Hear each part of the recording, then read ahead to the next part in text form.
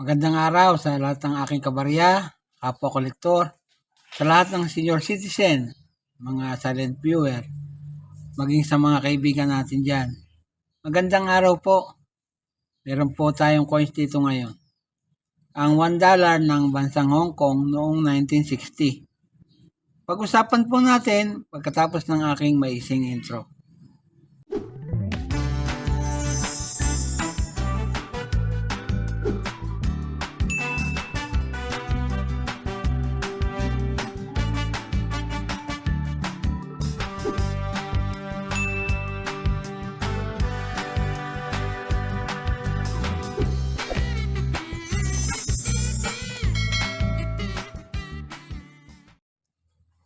At narito nga po sa inyong harapan ang sinasabi kong $1 ng bansang Hong Kong noong 1960. Sa obverse na bahagi, makikita natin ang bust ni Queen Elizabeth II na nakaharap sa kanan, tapos nakasuot ng kanyang korona. Dalawa po yung coins natin na yan, isang bago-bago at saka isang medyo luma na. Pero pareho pong 1960 yan. May script pong nakasulat, ang lettering po, Queen Elizabeth II. Ang engraver naman po ay si Cecil Thomas. Yang pong coins na yan ay umiral sa bansang Hong Kong simula 1960 hanggang 1970, nung panahon na nasasakupan pa ng Great Britain ang bansang Hong Kong. Samantala ngayon, nang naisauli na sa China ang Hong Kong, naging sakop na po ng China ang bansang Hong Kong. Yan. Sa reverse na bahagi po, makikita natin ang standing crowned lion. Yan.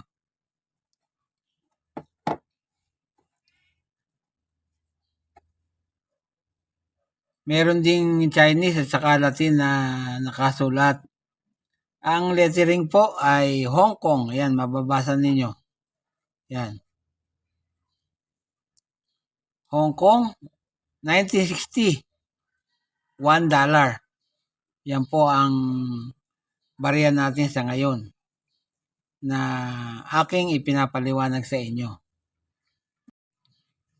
Ang edge po ng barya na yan ay may security edge. Yan po. Pag po tinagilid ninyo na kamukha ng aking ginagawa, ay parang misto lang dalawang barya. Yan. Para hindi po magaya. Yan po yung coins ng bansang Hong Kong.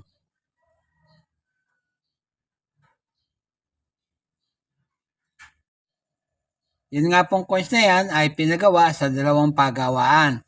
Ang una sa Heaton & Son sa The Mint Birmingham Limited, United Kingdom. Nagpapagawa po sila ng coins doon magbuhat 1850 hanggang 2003. Tapos po yung may markang KN, King Norton Metal Company sa Birmingham din sa United Kingdom. Nagpapagawa naman po sila ng coins doon magbuhat 1890 hanggang 1962. Yun nga pong coins na yan ay nanggaling sa bansang Hong Kong, China. Ang queen po noon ay si Queen Elizabeth II magbuhat 1952 hanggang 1997. Matapos na may transfer nila sa China uli, yung Hong Kong, nasakop na po ng bansa ni China at pinaniniwalaan na under na po sa kanilang gobyerno. Ang type po ay standard circulation coin.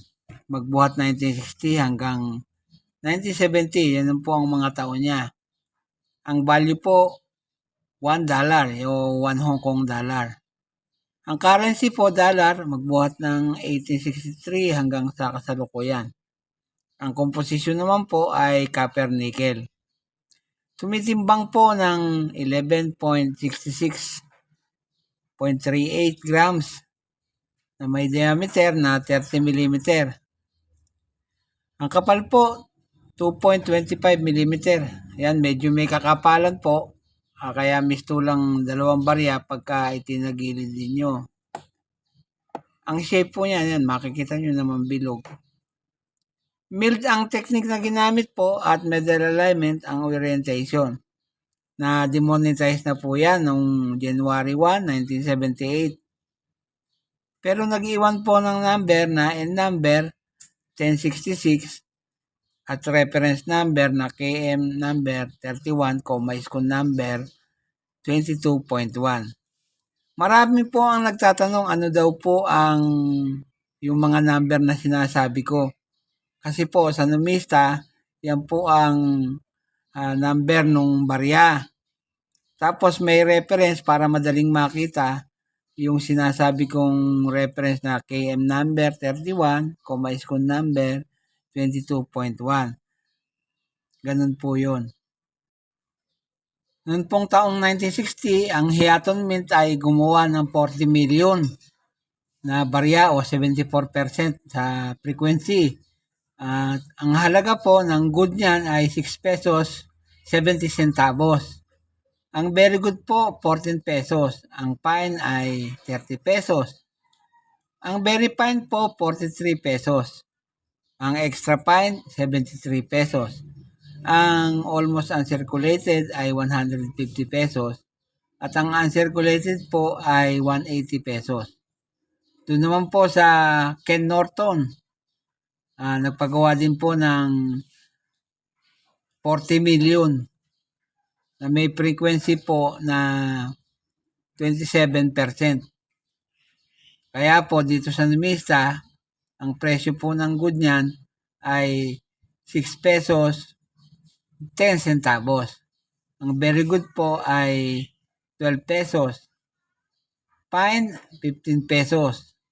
Very fine, 30 pesos. Yung extra fine po, 50 pesos. At yung almost uncirculated ay 67 pesos. Yung pong uncirculated ay 290 pesos. Yan po lamang.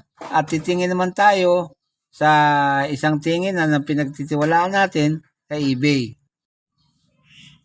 Dito naman po sa eBay, yung pong 1960 Hong Kong, Great Britain ni Queen Elizabeth, yan po. Nagkakalaga po ng $117. Yung pong isa ay nagkakahalaga, eBay din po ito, pero ibang presyo po. Nagkakahalaga po ng $8.20. Yan po lamang at wala nang iba. At bago po ako matapos sa aking content sa araw na ito, ay nais ko pong i-shoutout ang lahat ng aking kabarya, lahat ng aking kapwa-kolektor, lahat ng mga senior citizens, shoutout po sa inyo, lahat po ng mga silent viewer at yung mga subscriber na unti-unting nadagdag sa ating channel. Maraming salamat po at shoutout po sa inyong lahat. At sa huli ay masabi kong mabuhay tayong lahat.